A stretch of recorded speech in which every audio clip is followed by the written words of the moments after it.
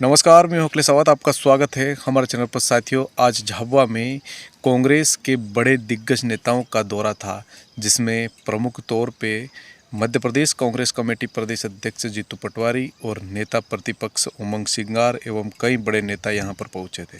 उन्होंने जब मीडिया से बातचीत करते हुए भाजपा सरकार यानी कि मध्य प्रदेश की मोहन यादव की सरकार और केंद्र की नरेंद्र मोदी की सरकार को उन्होंने कई मुद्दों पर उन्होंने घेरा, चाहे जुआ छट्टा हो, चाहे भ्रष्टाचार हो, चाहे बलात्कार हो, चाहे ऐसे तमाम जो मुद्दे हैं उनको लेकर इस भाजपा सरकारों को घेरा। आप देखिए किस तरह से उन्होंने उमंग सिंगार और जीतू पटवारी ने मीडिया से बातचीत करते हुए क्या है उनको मैं खूब साधुवाद देता हूँ। इतने ईमानदार, इतने सच्चे, इतने बहादुर, जितने झाबुआ, रविधाम और अलीराजपुर के हैं। संघर्ष होता है, दबाव होता है, उसके बाद भी अपनी बात कहते हैं। मैं बधाई देता हूँ आपको।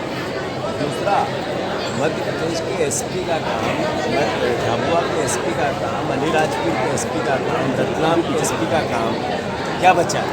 यहाँ से अवैध शराब गुजरात पहुँचाना बचा है। मैं गलत कह रहा हूँ तो आप लोग बताओ।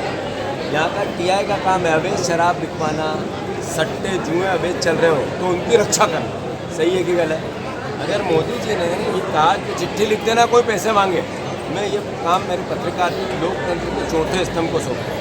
एक विभाग ऐसा बता दो, एक सरकारी कर्मचारी ऐसा बता दो, एक सरकारी कर्मचारी का कोई भी विभाग का हो जो बिना पैसे में काम करता हो, तो मोदी जी को चिट्ठी लिखने की हमें आवश्यकता है कि नहीं है? ये चूँकि हमारे देश के प्रधानमंत्री हैं, उनने जो बात कही उसका सम्मान है, पर उनने जो बात कही आखिर इस देश की जनता के, प्रदेश की जनता के हालात क्या है? बिना करप्शन से एनसीआरबी के आंकड़े देते हैं सबसे भ्रष्ट राज्य हमारा हो गया। गूगल का जैसा मैंने जिक्र किया, गूगल पे सर्च करो 3 भ्रष्ट राज्यों में मध्य प्रदेश आता है। गूगल पे सर्च करो सबसे ज़्यादा भ्रष्टाचारी नेता मध्य प्रदेश के आते हैं। गूगल पे सर्च करो सबसे ज़्यादा व्यभिचारी नेता किस पार्टी के आते हैं, वो पता चल जाएगा। तो मेरा सवाल है कि देश के प्रधानमंत्री ने जो कहा वो मध्य प्रदेश की वस्तु स्थिति को प्रदेश के सामने लाना। मैं समझता हूँ कि हम चिट्ठी का एक प्रोग्राम बना रहे हैं। नेता प्रतिपक्ष जी से बात हुई मेरी, हम पार्टी के ऑफिशियल प्रोग्राम जारी करेंगे कि किसको किसको पैसे लगते हैं। मध्य प्रदेश के वासी देश के प्रधानमंत्री को चिट्ठी लिखो। मैं सोचता हूँ कांग्रेस पार्टी वो पार्टी है, राहुल गांधी जी वो नेता है जिन्होंने भूमि अधिग्रहण अधिनियम।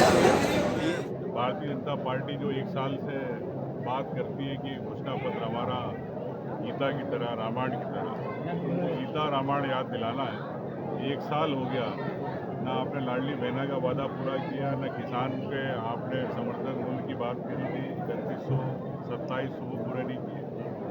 और हाल में आपने देखा है कि युवा मेधावी छात्रों को जो स्कूटी देनी थी, तो कांग्रेस ने पहल करी। जब मुख्यमंत्री जी जापान से आए तत्काल 50 स्कूटी उनने बांटी।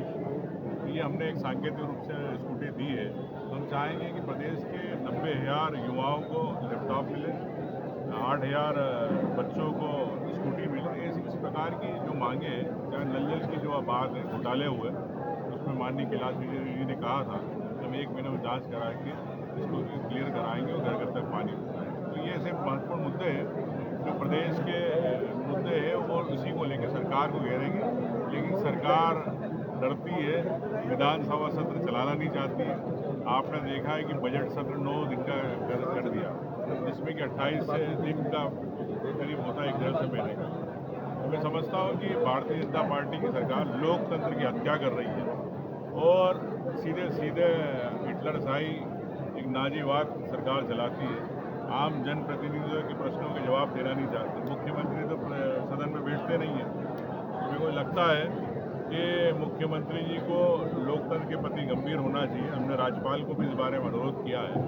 लेकिन आप जिस प्रकार देख रहे हो मोदी जी और इनके मुख्यमंत्री अभी खून से कम्बल ओढ़ के घी पी रहे कि जनता से वोट तो मांग लेते हैं, लेकिन जनता को 5 साल भूल जाते। धन्यवाद।